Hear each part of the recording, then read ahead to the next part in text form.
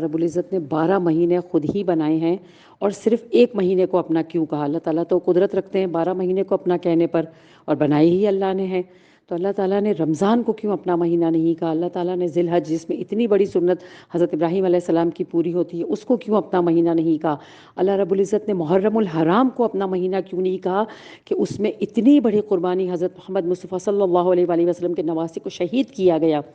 اس کو اپنا مہینہ نہیں کہا؟ اللہ نے رمضان کو اپنا مہینہ نہیں کہا. آخر اللہ رب العزت نے رجب کو ہی اپنا مہینہ کیوں کہا؟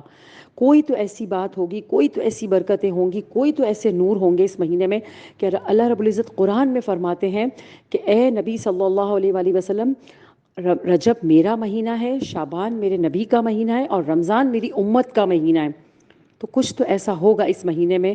تو بہت عظیم مہینہ کل سے شروع ہونے والا ہے انشاءاللہ تعالی.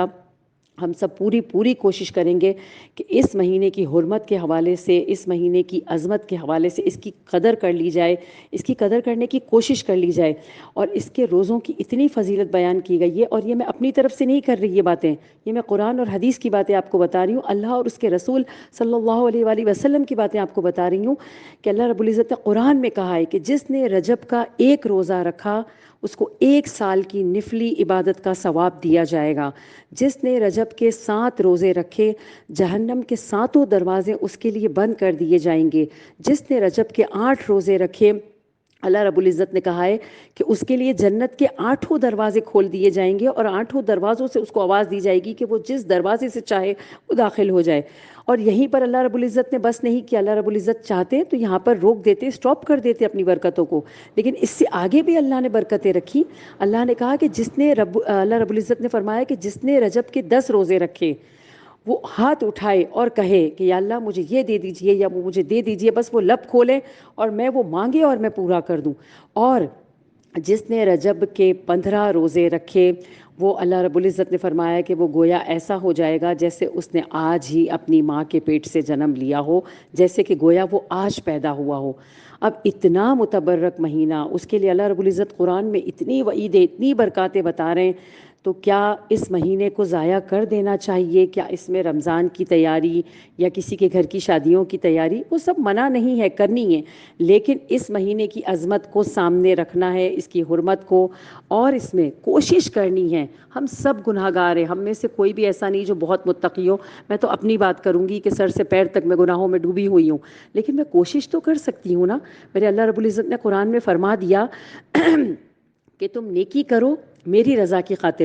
تو تمہیں اس کا اجر بڑھا چڑھا کر دیا جائے گا. میں ایک چھوٹی سی مثال سے آپ کو سمجھاتی ہوں کہ ہمارے گروپ پہ بہت سارے لوگ ہیں، لیکن میں آسیہ کا نام لے رہی ہوں مثال کے طور پہ. I am giving just for example کہ آسیہ ہے. اب آسیہ کے آگے رجب کا ایک روزہ ہے، اور اس کے ساتھ ہی دنیا کا کوئی ایک اور تقاضا ہے کہ سپوز اس کو کسی کی شادی میں یا مہندی میں یا بازار جانا ہے، اور آج اس کو رجب کا ایک روزہ رکھنا ہے. اب اس کے 2 دل ہیں کہ یا میں بازار چلی جاؤں یا میں روزہ رکھ لوں. اب آسیہ نے اپنے نفس پہ قابو کر کے اور رجب کا روزہ رکھ لیا. اس نے اللہ کے دین کے لیے اللہ کی رضا کے لیے روزہ رکھ لیا اور اپنے بازار والے کام کو مؤخر کر دیا.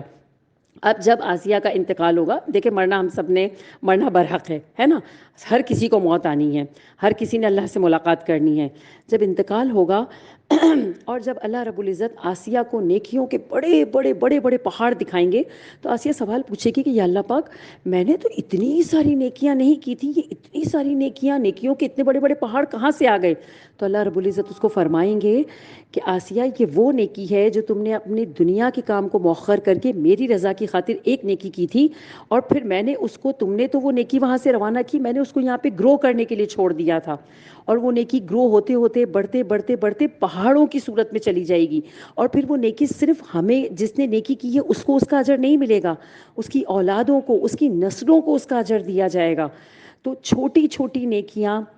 جو ہم کر سکتے ہیں، جو ہمارے ہاتھ میں، ایک مرتبہ سبحان اللہ پڑھنے سے جنت الفردوس میں ایک پودا لگتا ہے. کتنی دیر لگتی ہے 4-5 مرتبہ 10 مرتبہ سبحان اللہ پڑھنے میں، اور اس نیت کے ساتھ اللہ جی یہ نیکی صرف آپ کے لیے کی ہے، اس کو آپ قبول کیجیے گا، اور جنت میں تو انشاءاللہ تعالی ہم جائیں گے. انشاءاللہ تعالی ہم سب مانگتے ہیں اور سب کی دعا ہے. تو جائیں گے تو کیا چٹیل میدان میں رہیں گے؟ وہاں پہ ہریالی بھی تو چاہیے نا. گارڈننگ کا، باغ کا، پھولوں کا، پودوں کا کس کو شوق نہیں ہوتا؟ اور کتنے خوبصورت لگتے ہیں وہ گھر جن کے باہر پودے ہوتے ہیں، ہریالی ہوتی ہے، جن صحن میں درخت ہوتے ہیں، تو وہاں ایک رونق اور ایک خوبصورتی الگ ہوتی ہے۔ تو ہم بھی تو اپنے گھروں کے لیے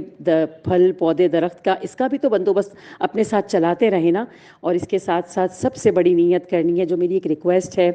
کہ آج ہی ہم سب میرا فون اس وائس نوٹ کو سننے کے بعد ہی کر لیجئے گا۔ چاند کا انتظار کرنے کی ضرورت نہیں ہے کہ رجب کا چاند ہوگا تو کریں گے۔ پوری خالص خلوص دل کے ساتھ نیت کرنی ہے، اللہ کو حاضر ناظر جان کر کہ یا اللہ پاک اس رجب کے مہینے میں اللہ جی انشاءاللہ میں غیبت نہیں کروں گی، انشاءاللہ تعالی میں جھوٹ نہیں بولوں گی، اور انشاءاللہ تعالی اس رجب کو مجھ سے ایسا گزارنے کی مجھے توفیق عطا فرمائیے گا کہ یہ میری زندگی کا سب سے خوبصورت رجب کا مہینہ ہو۔ دیکھیں، رجب ہے آبیاری کا مہینہ۔ سب سے پہلے ہم پودے میں بیج ڈالتے ہیں، اس کے بعد تین اس کے پروسیس ہوتے ہیں۔ سب سے پہلے بیج ڈلتا ہے، اس کے بعد اس میں پانی ڈالا جاتا ہے، دین آفٹر وہ گرو کر کے اور وہ ایک پلانٹ کی فارم میں ہمارے سامنے آتا ہے۔ تو رجب ہے آبیاری کا مہینہ، شعبان ہے پانی ڈالنے کا مہینہ، اور رمضان ہے اس پھل کے تناور درخت کی طرح اس کو پھلدار اور اس کو پراپر ایک فارم میں درخت کی فارم میں آنے کا مہینہ۔ تو اب رجب میں ہم چھوٹی یہ نیکیاں کر کے اور اس بیج کو ہم بو دیں گے انشاءاللہ تعالی،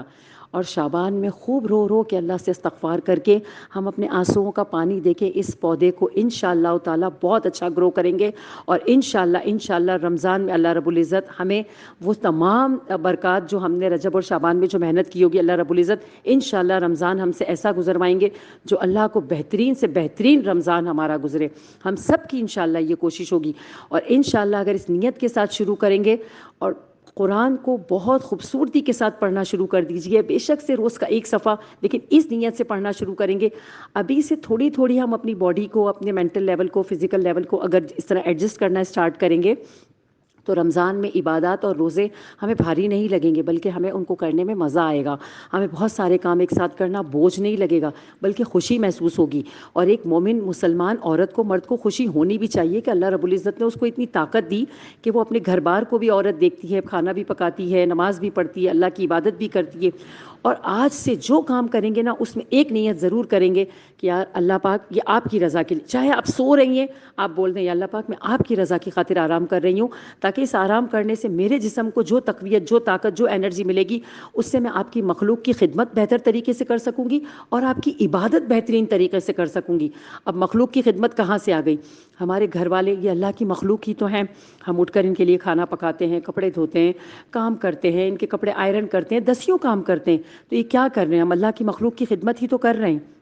ہماری نیتوں پر ڈیپینڈ ہے ہر چیز، ہر کام میں چھوٹی نیتیں کرنی ہے۔ جو کھانا بنا رہے ہیں بس اتنا کہہ دیں اللہ رب العزت آپ کے مہمانوں کی نیت سے پکا رہی ہوں، مہمان آیا نہیں آیا، مہمان بھیجنا نہ بھیجنا اللہ کے ہاتھ میں، آپ نے نیت کر لی، آپ کو اس کا اجر مل گیا۔ اور ویسے بھی اللہ نے کہا ہے کہ جو کھانا مہمان کے لیے پکایا جائے گا میں اس کا حساب تم سے نہیں لوں گا۔ تو ہم ایسے کاموں کو کرنا، چھوٹے کام، چھوٹی دعائیں، یا ربی لک الحمد کما ینبغی لجلال وجہک وعظیم سلطانک۔ میرے نبی صلی اللہ علیہ وآلہ وسلم نے کہہ دیا کہ جس نے یہ دعا پڑھ لی اس کے لیے اللہ تعالیٰ کا فرمان ہے کہ فرشتوں سے کہا کہ تم اس کو ہٹ جاؤ، اس کا اجر میں خود اس کو اس سے ملاقات پہ دوں گا۔ جس نے یہ دعا پڑھ لی، آپ صلی اللہ علیہ وآلہ وسلم کا ارشاد، ایک حدیث کا مفہوم ہے کہ ایک صحابی تھے، انہوں نے ایک مجلس میں یہ دعا پڑھی تو آپ صلی اللہ علیہ وآلہ وسلم نے ارشاد فرمایا، ایک حدیث کا مفہوم ہے کہ ابھی جیسے ہی تم نے یہ دعا پڑھی میں نے 10 فرشتوں کو بھاگ کر آتے ہوئے دیکھا اور 10 فرشتوں کو ایک ساتھ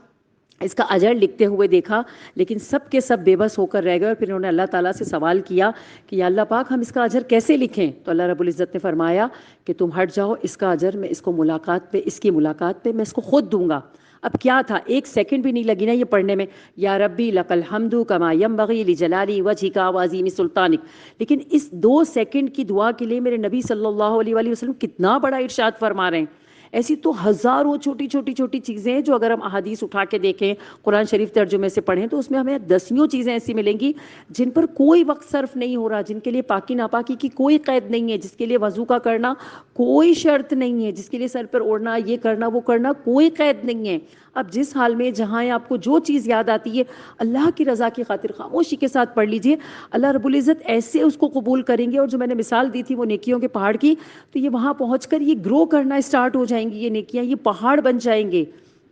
کتنی بڑی بات ہے کہ آپ صلی اللہ علیہ وآلہ وسلم رجب کا چاند دیکھتے کے ساتھ یہ دعا پڑھتے تھے کہ اللہم بارک لنا فی رجب و شعبان و بلغنا رمضان، کہ اے اللہ مجھے برکت عطا فرمائیے میرے رجب میں، مجھے برکت عطا فرمائیے میرے شعبان میں، اور مجھے خیر و عافیت کے ساتھ پہنچا دیجئے رمضان تک۔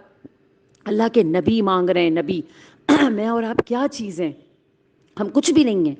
جب اللہ کے نبی صلی اللہ علیہ وآلہ وسلم جو بخشے بخشائے ہیں، جو اللہ کے محبوب ترین، جن کا نام اللہ نے اپنے کلمے کے اندر رکھا، جوڑ دیا،